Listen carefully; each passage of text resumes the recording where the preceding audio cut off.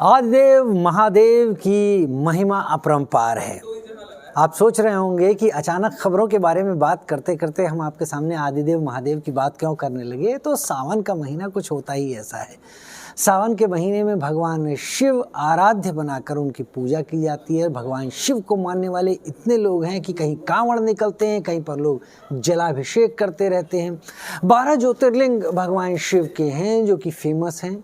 महाकालेश्वर की बात, उसकी छटा ही निराली है। आज जब हम आपसे बात कर रहे हैं तो हम भगवान शिव के उन मंदिरों की अब बात करेंगे, उस एक ऐसे मंदिर की आपके सामने बात करेंगे जो अपने आप में एक रहस्य को समेटे हुए है, या ये कह सकते हैं कि ज़मीन के नीचे भगवान शिव का वो रहस्यमयी लोक है।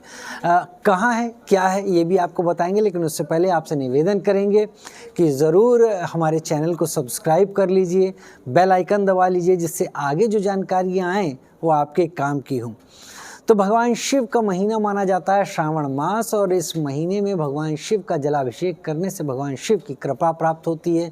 लेकिन भगवान शिव की कृपा केवल जलाभिषेक करने से प्राप्त होती है, ये और इसमें कई गुना बढ़ोतरी हो जाती है अगर आप भगवान शिव के उन मंदिरों को भी दर्शन करें, वहाँ जाके जलाभिषेक करें, जो वाकई परीक्षा लेते हैं किसी भी तीर्थयात्री की, किसी भी दर्शनार्थी की, किसी भी टूरिस्ट की, क्योंकि ये जिस मंदिर के बारे में हम बात करेंगे वो कुछ है ही ऐसा।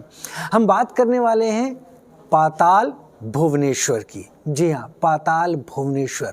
ये मंदिर है कहाँ, ये मंदिर के बारे में हमने बात क्यों की, तो इस मंदिर के साथ एक रहस्यमयी लोक बसा हुआ है जो कि भगवान शिव का है। कहते हैं सृष्टि के बनने से पहले इस मंदिर में, ये मंदिर जहाँ स्थित है वहाँ पर इसका रफ वर्क किया गया था। ऐसा कहा जाता है कि रफ काम किया गया था कि सृष्टि किस तरह की होगी, और ऐसे वहाँ पर तमाम चीज़ें हैं, ऐसी बहुत सारी चीज़ें हैं जिसको वहाँ के पुजारी, जिनका नाम नीलम भंडारी है, वो बताते भी हैं, क्योंकि उस मंदिर का जो सेवा का जिम्मेदारी है वो एक भंडारी परिवार पर है। तो पाताल भुवनेश्वर मौजूद है उत्तराखंड के पिथौरागढ़ ज़िले में। पिथौरागढ़ ज़िला है उत्तराखंड का। आप दिल्ली से जा सकते हैं, आप किसी और जगह से जा सकते हैं बहुत आसानी से। दिल्ली से आपको टैक्सी मिल जाएंगी, कार ले सकते हैं, बसों से भी जा सकते हैं। और जाना कहाँ है, जाना आपको भुवनेश्वर यानी पिथौरागढ़ के गंगोली हाट कस्बे तक आपको जाना होगा। गंगोली हाट कस्बे से कुछ यही कोई 20 किलोमीटर आगे पिथौरागढ़ पड़ता है। पिथौरागढ़ का पाताल भुवनेश्वर जगह पड़ती है, और वहाँ पर ये मंदिर है। अब ये मंदिर आपके जहन में, आपके दिमाग में कुछ ऐसी रेखा बन रही होगी कि हम जहाँ पहुँचेंगे वहाँ सामने एक बहुत बड़ा गुंबद होगा, एक बड़ा सा प्रांगण होगा, ऐसा मंदिर होगा। तो ऐसा नहीं है। पाताल भुवनेश्वर की खासियत ही कुछ ऐसी है। पाताल भुवनेश्वर ज़मीन के 90 फीट नीचे गुफा में मौजूद है। जी, और जो लोग इसको देखने जाते हैं उन्हें उस तिरछी गुफा में उतरना पड़ता है। गुफा कुछ तिरछी सी नीचे गई हुई है। इसके अंदर, इस गुफा के अंदर जाएं तो आपको एक अजब सा एहसास होता है। सबसे पहले तो आप एक बार फिर से आपको याद दिला दूं, गंगोली हाट कस्बा है पिथौरागढ़ उत्तराखंड का। वहाँ से करीब 20-25 किलोमीटर की दूरी पर पाताल भुवनेश्वर पड़ता है, और वहाँ आप पहुँचेंगे तो पाताल भुवनेश्वर की गुफा वहाँ पर मिलती है। ASI के द्वारा प्रोटेक्टेड, यानी आर्कियोलॉजिकल सर्वे ऑफ इंडिया के द्वारा प्रोटेक्टेड इसकी केयर की जाती है इस गुफा की। और ये जो गुफा है, इसको सबसे पहले खोजा किसने था? आदि शंकराचार्य ने खोजा था, और उन्होंने इस गुफा के सबसे आखिरी भाग में जाकर एक शिवलिंग बनाया था, एक शिवलिंग स्थापित किया था और उसको कीलित किया था, यानी उसकी प्राण प्रतिष्ठा उन्होंने की थी। तांबे का वो शिवलिंग है, वहाँ पर ज़मीन पर है वो। जब हम यहाँ पहुँचते हैं तो पहले एहसास ही नहीं होता कि हम पाताल भुवनेश्वर गुफा तक आ गए हैं, क्योंकि पाताल भुवनेश्वर गुफा का जो मुंह है वो बहुत छोटा है। ऐसा लगता है कि जैसे हम उसमें उतर नहीं पाएंगे। बहुत सारे लोगों को घबराहट भी होती है, और ये बात वहाँ कह भी दी जाती है कि जिनको ज़्यादा घबराहट हो वो नीचे ना उतरें। नीचे तक का जो सफ़र है, ऊपर से लेकर नीचे तक, वो जंजीर पकड़ के करना पड़ता है, क्योंकि ज़मीन के नीचे नीचे जैसे जाते हैं उस गुफा में तो उसके पत्थर चिकने होते जाते हैं, पानी रिसता रहता है वहाँ पर, और वहाँ पर स्लिप होने की संभावना ज़्यादा रहती है। तो आप किसी तरीके से मेहनत करके उस गुफा के अंदर उतरते हैं। जब आप उस गुफा के अंदर उतरते हैं तो एक अजब ही संसार आ जाता है। आपको लग रहा होगा गुफा बहुत सक्रिय है, छोटी है, लेकिन जहाँ पर गुफा का नीचे जाकर मुंह खुलता है वहाँ पर किसी स्टेडियम जैसी एक जगह, पहाड़ के अंदर इतनी ऊंचाई जैसी जगह निकल कर आ जाती है।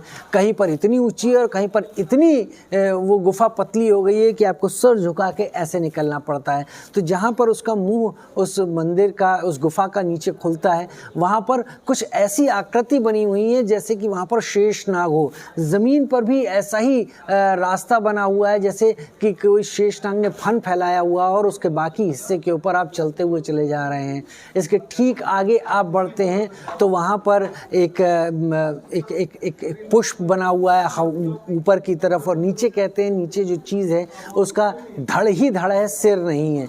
कहा जाता है कि यहाँ पर वो जो गणेश जी का सिर अलग हुआ था उसकी यहाँ पर एक मूर्ति है, उसकी यहाँ पर एक पहचान है। यहाँ पर ठीक बगल में उसके जो बड़े विख्यात मंदिर हैं, जैसे हम अमरनाथ गुफा को ले लें, जैसे हम केदारनाथ, भगवान केदारनाथ के धाम को ले लें, तो उसके छोटे स्वरूप वैसी स्थिति में उस गुफा के अंदर नीचे मौजूद हैं। इसके साथ आगे बढ़ते हैं तो आगे बढ़ने पर कहा जाता है कि इस पाताल भुवनेश्वर की गुफा से कई तरफ रास्ते निकला करते थे, जो कि गुफाएं आप कुछ दूरी तक उसमें जा भी पाएंगे। उस मेन गुफा में जाने के बाद अलग अलग जगह वो रास्ते निकले हुए हैं जो आगे जाकर बंद हो गए हैं। तो बताते हैं कि ये गुफा, ये रास्ता यहाँ तक जाता था, ये रास्ता यहाँ तक जाता था, अब ये बंद हो गया है। ठीक आखिरी में जाकर वो शिवलिंग है जिसे आदि शंकराचार्य ने वहाँ पर स्थापित किया था, लेकिन उससे भी आगे जाकर एक और कमरा है। और ये माना जाता है कि पांडवों ने जब महाभारत का युद्ध हो गया था और वो स्वर्ग की यात्रा पर निकले थे, तो यहाँ पर वो रुके भी थे। यहाँ पर उन्होंने वक्त समय गुजारा था काफ़ी। ये मंदिर एक रोमांच भी भरता है और ये मंदिर उस शक्ति के सामने झुकने पर मजबूर भी करता है जिसे भगवान शिव कहते हैं। हम और आप ये जानते हैं कि शिव जी की पत्नी पार्वती थी, उनके पुत्र का नाम कार्तिकेय था, उनके पुत्र का नाम गणेश था, लेकिन हम ये नहीं जानते हैं कि शिव जी के पिता कौन थे, उनके पिता कौन थे। शिव जी इसीलिए आदिदेव कहे जाते हैं, इसीलिए शिव जी त्रिदेवों में शिव जी का शायद सबसे बड़ा मान हो। हम और आप अक्सर ये बात करते होंगे कि मथुरा चले जाएं तो हमें भगवान कृष्ण मिलते हैं, अयोध्या चले जाएं राम मिलेंगे, या और कहीं चले जाएं तो और कोई देवता मिलेंगे। लेकिन क्या आपने कभी सोचा है कि दुनिया के अलग अलग हिस्सों में, समुद्र के अंदर तक, आखिर कौन ऐसी पहचान है, वो देव कौन है जो कि मिलते हैं? वो हैं भगवान शिव। पाताल भुवनेश्वर की एक गुफा एक रोमांच से भी भरती है, उस शक्ति के सामने सिर झुकाने को मजबूर भी करती है, जिसको आप गुफा के अंदर जाकर समझने की कोशिश करते हैं कि आखिर गुफा में इतना कुछ कैसे हुआ। यहाँ तक कि वहाँ के पुजारी नीलम भंडारी ये भी बताते हैं कि इस रेखांकन में, यानी इस रफ वर्क में, सृष्टि के निर्माण से, पूरी सृष्टि के निर्माण से पहले पृथ्वी में कहाँ क्या होगा, उसके निर्माण से पहले उसका रफ वर्क किया गया था। तो कहीं पर आपको ऐसा लगता है कि एक दीवारों पर तारों की एक पूरा ब्रह्मांड जैसा बना हुआ है। कहीं पर आपको साक्षात भगीरथ और गंगा की वो कहानी उकेरी हुई दिखाई पड़ती है, जहाँ पर गंगा स्वर्ग से उतर रही, भागीरथ अपनी गंगा को अपनी जटाओं में वहाँ पर ले रहे हैं और उसके बाद भगीरथ गंगा को लेकर आ रहे हैं, शिव उनको अपनी जटाओं में ले रहे हैं। मैं माफ़ी चाहूँगा अगर बीच में कुछ बात गलत हो रही हो, क्योंकि मैं आपको बताना चाहता हूँ कि इन जगहों को आप देखें, इन जगहों को आप जानें, तो सावन में भगवान शिव के अलावा और कोई फिर समझ में नहीं आता। और फिर ये भी समझ में आता है कि शिव इतने महान, इतने बड़े क्यों हैं। यहाँ तक कि उस गुफा के अंदर जो भगवान इंद्र, जो कि देवताओं के राजा कहे जाते हैं, उनके हाथी ऐरावत की भी उस गुफा के अंदर ऐसी उकेरी हुई है, चट्टानों के द्वारा बनी हुई है। ऐरावत के कई पैर कहे जाते थे, ऐरावत हाथी के, जो कि इंद्र का वाहन कहलाता है। और वो वहाँ पर दिखते हैं, समझ में आते हैं। अगर आप उनको देखें, नीचे से आपको बाकायदा झुक के दिखाया जाता है सारा कुछ। वहाँ पर और भी कई कथाएं जो कि हमारी पौराणिक कथाएं हैं, वो ऐसा लगता है कि पूरी शिलाओं पर, चट्टान के हिस्से पर वो उकेरी हुई हैं वो सारी की सारी कहानियाँ। तो अगर आपको मेरी इस पूरी कहानी से आपको लगता है कि आपको पाताल भुवनेश्वर जाना चाहिए तो ज़रूर जाइए। प्रकृति के बहुत नज़दीक ये जगह है। कई बार तो ऐसा लगता है कि बादल आपके पैरों पर हैं वहाँ पर, इतनी बेहतर जगह है। पूरी तरह से हरी भरी हरियाली से एकदम युक्त है। आधुनिक सुख सुविधाएं, आधुनिक साधन भी वहाँ हैं। वहाँ पर आपको नेटवर्क भी मिलेगा। पास ही में बेरीना आ गया, वहाँ से आपको नेटवर्क मिल जाता है। और पाताल भुवनेश्वर की यात्रा के बाद आप ज़रूर कई सवाल अपने मन में लेकर निकलेंगे।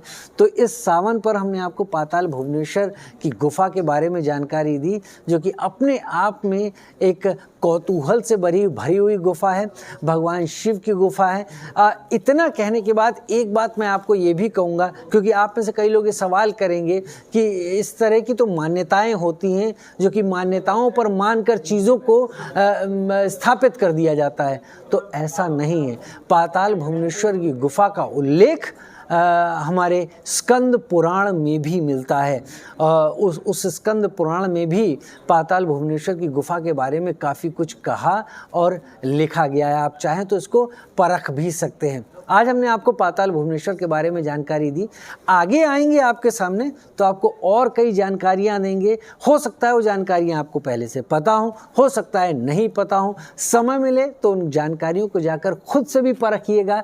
हम यकीन से कह सकते हैं कि आप भी उन जगहों पर जाकर, पाताल भुवनेश्वर की ही बात करूं तो वहाँ पर जाकर आप भी कहेंगे कि ये अपने आप में एक अनमोल जगह है, एक बेहतरीन जगह है, जहाँ पर शायद पहले ही आ जाना चाहिए था। फिलहाल सावन के इस महीने में भगवान शिव की एक इस अनोखी रहस्यमयी गुफा, जिसको पाताल भुवनेश्वर कहते हैं, उसके बारे में हमने आपको जानकारी दी।